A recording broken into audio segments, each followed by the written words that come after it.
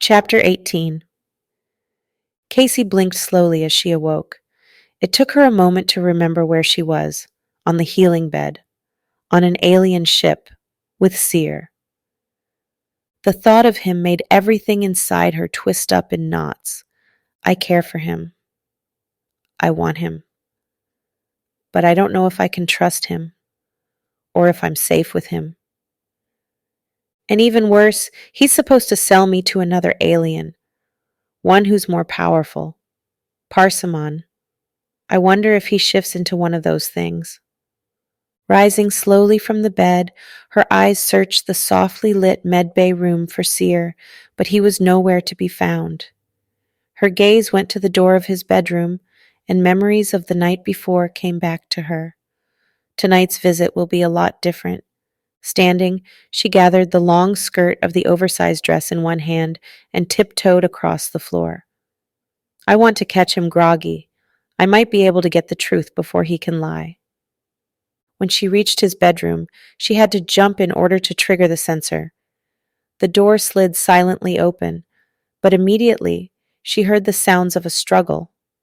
She slid to the side and hid behind the doorframe, peering inside. He was thrashing on the bed, making small sounds of alarm. Her heart thudded wildly in her chest as she crept into the room. No! He groaned. He was obviously caught in some kind of nightmare. His big body was covered in sweat, his long hair matted to his skin as he tossed his head. Tentatively, she approached the bed, then reached out and stroked his hair back from his forehead. "Seer, wake up. It's Kaci. You're safe." With each of her words, his struggling slowed, then his eyes opened. Kaci. His pupils seemed to have trouble focusing on her. "Yes," she whispered, her heart aching at the sight of the pain in his eyes. "You were having a nightmare." I fail. I always fail. I cannot save you. I cannot save anyone. She lowered herself onto the edge of the bed, cupping his chin.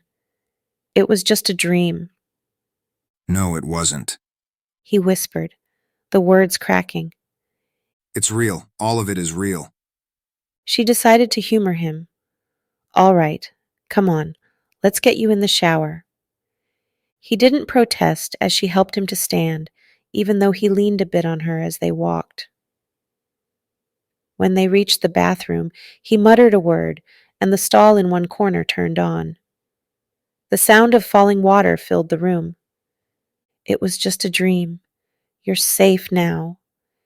She felt him shake his head. He spoke into her shoulder, his voice ragged. I cannot repair the damage from the rewire contagion. I thought I could, but I cannot. I am sorry.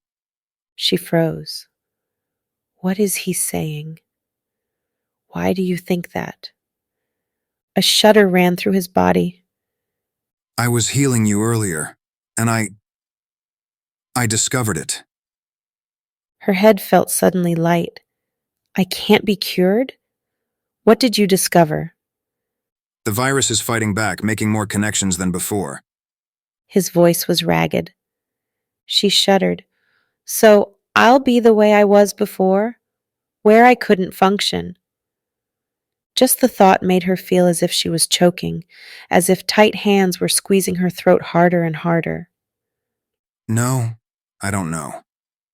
I was able to heal a lot, but not everything. You're always going to have your fears and your obsessions. It just depends on how much the virus continues to fight. The news was like a blow, and she staggered, but he caught her before she fell. Her thoughts started to turn angry. Did I ever really believe I would be normal? I had hoped. But that isn't how real life works. The man who bought me will be pretty pissed when he finds he got a dud, she laughed, a sound that was painful to her own ears.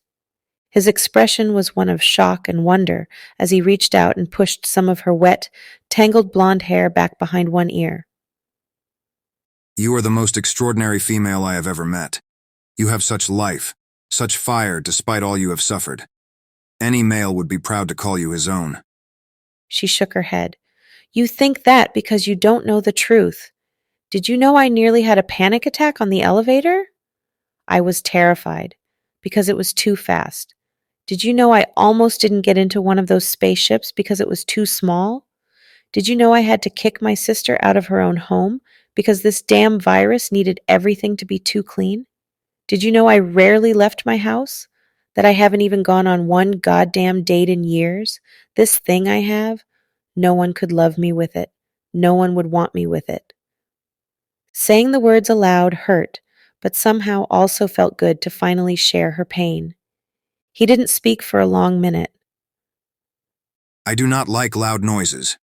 When I hear them, I think of the sound of weapons firing, of war. My blood races. Fear consumes me.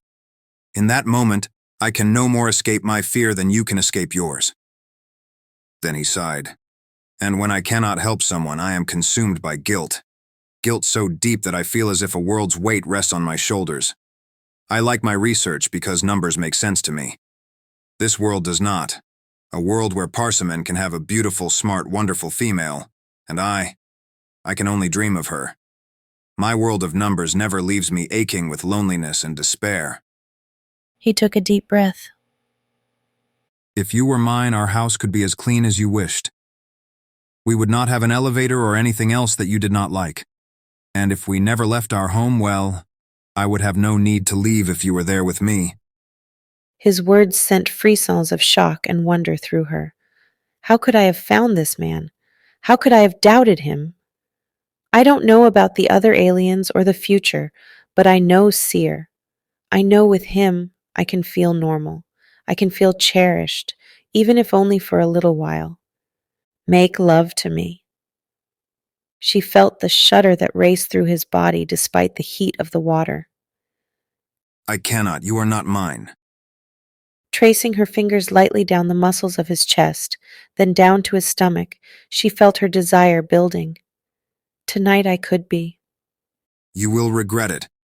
He shifted closer, closing his hands on her upper arms. I won't. Neither will you. Then she leaned forward and kissed him. His mouth softened beneath her touch. He tilted his head and clasped her arms slightly harder, drawing her against him. That was amazing, she panted. His hands ran along her back. Mine, my mate. Is he claiming me? Because I thought I was someone else's bride. She suddenly felt very weary. I'll deal with that tomorrow. Her eyes fluttered closed and she felt her breathing slow. Had she ever felt this relaxed before? This satisfied? The answer was easy. No, and it was all because of Seer. I can't believe this, but I think I'm in love with him.